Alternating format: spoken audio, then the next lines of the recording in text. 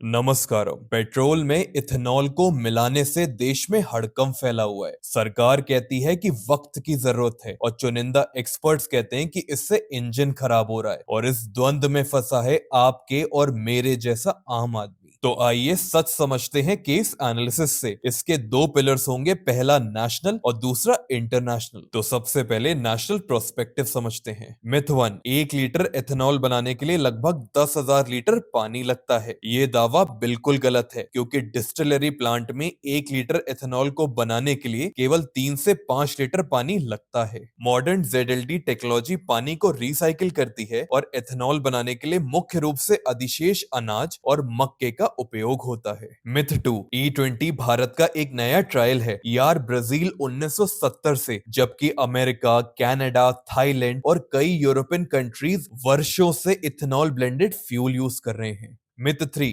E20 से engine खराब हो रहा है। IOCL, ARAI, सियाम, इन सब की टेस्टिंग रिपोर्ट से इंजन और मेटल और प्लास्टिक पार्ट्स में कोई नुकसान नहीं हो रहा है। हाँ, कुछ पुराने वाहनों में रबर पार्ट्स जल्दी बदलने पड़ सकते हैं। मिथ 4, E20 यूज करने से वारंटी और इंश्योरेंस दोनों खत्म हो जाएगा। ऑटोमोबाइल कंपनियों ने, सियाम और इंश्योरेंस कंपनियों ने यह स्पष्ट किया है कि E20 का प्रयोग करने से आपकी वारंटी या बीमे पर कोई प्रभाव नहीं पड़ता। मिथ 5, एथेनॉल में चीनी होने से उस पर चींटियां लग जाती हैं। अरे यार, गन्ने का रस सीधे टैंक पे नहीं डाल दिया जाता। एथेनॉल एक अल्कोहल है जिसमें फर्मेंटेशन प्रोसेस इन्वॉल्व है। क्या कभी शराब की बोतल में चींटियां लगी हैं? और अब आखिरी और सबसे जरूरी मिथ कि वीडियोस वायरल हो रहे हैं जिसमें कि पेट्रोल और इथेनॉल आपस में अलग हो रहा है। यार, पेट्रोल और इथेनॉल का नेचर है कि वो आपस में घुलनशील है, जैसे कि दूध और पानी क्या आपस में कभी अलग होते हैं? और इथेनॉल एक साइंटिफिक प्रोसेस से तैयार किया जा रहा है, तो इन बातों में बिल्कुल मत पड़े। और अब इंटरनेशनल प्रोस्पेक्टिव, अगर भारत इथेनॉल ब्लेंडिंग बंद कर दे तो हम पूरी तरीके से कच्चे तेल यानी कि इंपोर्टेड क्रूड ऑयल पर निर्भर हो जाएंगे, और इससे फायदा होगा ऑयल एक्सपोर्टिंग कंट्रीज का, जैसे कि अरबिक नेशंस और वेनेजुएला। लेकिन अगर हम इथेनॉल ब्लेंडिंग करते हैं तो क्रूड ऑयल इंपोर्ट कम होता है, जिससे देश का पैसा देश में ही रहता है और हम तकरीबन 1.90 लाख करोड़ की फॉरेन एक्सचेंज की सेविंग कर लेते हैं। और अब आखिर में कुछ फैक्ट चेक कर लेते हैं, जैसे कि आपकी गाड़ी का माइलेज थोड़ा सा कम होगा क्योंकि इथेनॉल की एनर्जी डेंसिटी थोड़ी सी कम होती है। हाँ, लेकिन आपके इंजन पर वो कोई प्रभाव नहीं करेगी। दूसरा, अगर इथेनॉल ब्लेंड पेट्रोल बाजार में बिक रहा है तो उसके दाम पर सरकार को रियायत देनी चाहिए। और सबसे जरूरी बात कि इथेनॉल ब्लेंडिंग पर हुई रिसर्च और टेस्टिंग का डेटा पब्लिक डोमेन पर सरकार को रिलीज कर देना चाहिए। ऐसे ही मसलों को समझने के लिए देखते रहिए संस्कार पीठ। यहाँ राष्ट्र नीति मिलती है धर्म के संस्कार से।